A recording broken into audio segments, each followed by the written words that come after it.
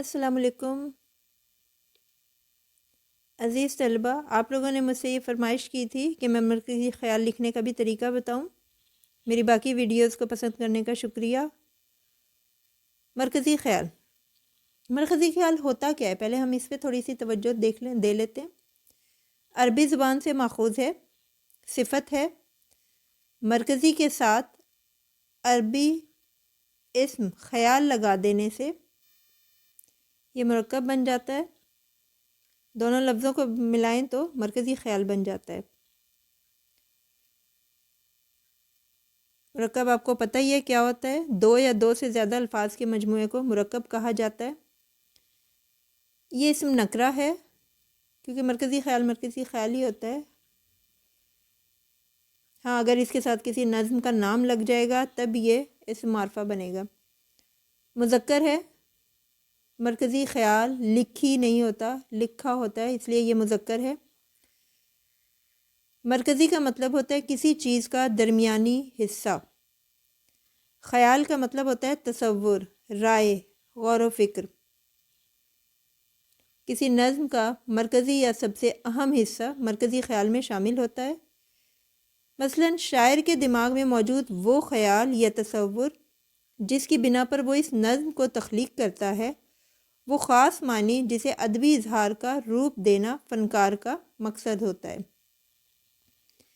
اس کے لیے ادب پارے کو ایک دائرہ فرض کر لیتے ہیں ہم۔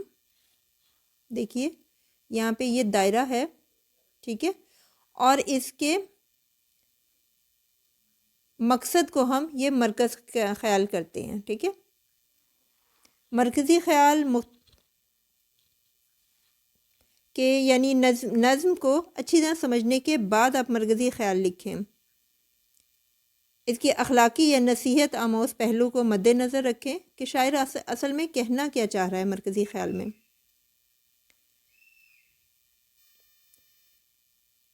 عزیز طلبہ، مرکزی خیال ہمیشہ مختصر لکھیں، تفصیل سے نہ لکھیں۔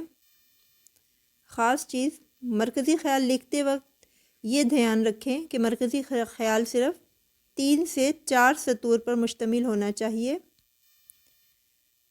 اگر ہم 4 سے زیادہ سطور پر لکھیں گے تو وہ غیر ضروری طوالت لکھ دیا جائے گا یا وہ خلاصے میں شمار ہوگا، کیونکہ آپ کو پتہ ہے خلاصہ 1 سے 1.5 صفحے کا ہوتا ہے اور مرکزی خیال صرف 3 سے 4 سطور پر مشتمل ہونا چاہیے۔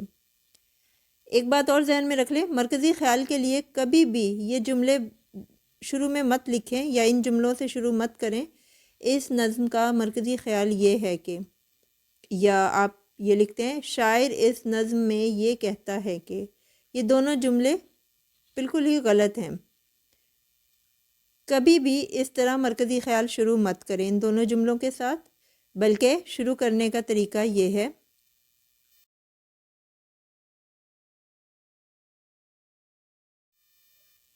مثال کے طور پر میں آپ کو جماعت نحم سے ایک نظم لے کر اس کا مرکزی خیال دکھاتی ہوں کیسے لکھنا ہے۔ قبضہ ہو دلوں پر کیا اور اس سے سوا تیرا، ایک بندہ نافرماں ہے حمد سرا تیرا، گو سب سے مقدم ہے حق تیرا ادا کرنا، بندے سے مگر ہوگا حق کیوں کر ادا تیرا، محرم بھی ہے ایسا ہی جیسا کہ ہے نامحرم، کچھ کہہ نہ سکا یا جس پر بھید کھلا تیرا،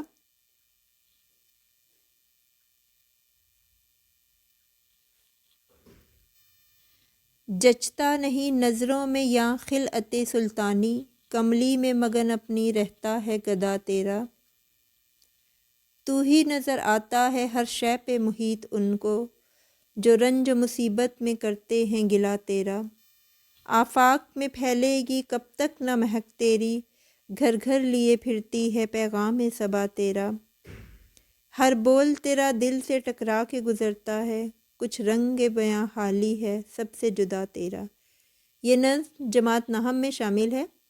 مرکزی خیال لکھتے وقت ہم سب سے پہلے یہاں لکھتے ہیں نظم کا عنوان، شاعر کا نام الطاف حسین حالی ہے، اور ماخذ ان کے کس مجموعہ کلام سے لی گئی ہے۔ دیوان حالی سے لی گئی ہے۔ پھر آپ درمیان میں بالکل سینٹر میں آپ لکھیں گے مرکزی خیال۔ ظاہر ہے کیا کر رہے ہیں آپ اس نظم کا، مرکزی خیال یا خلاصہ، تو آپ لکھیں گے مرکزی خیال۔ آپ دیکھیے میں نے یہاں پہ آپ کی مثال کے طور پر ایک دی ہے، لیکن میرے صرف 3 لائنوں میں آ رہا ہے۔ اللہ تعالیٰ عظیم اور قادر مطلق ہے، ہر دل اور ہر ذرے پہ اسی کی حکمرانی ہے، عارفین کے لیے اس کے جلوے اور نظارے ایک عجیب و کیف و مستی کا سامان کیے ہوئے ہیں، اور اس کی قدرت کی نشانیاں ہر جگہ موجود ہیں۔ بس اتنا سا ہے، اس میں آپ کی پوری نظم سمو دی گئی ہے، پوری نظم اس میں آ گئی ہے۔ امید ہے آپ لوگوں کو سمجھ آ گئی ہوگی کہ مرکزی خیال کتنا مختصر ہونا چاہیے۔ اللہ حافظ۔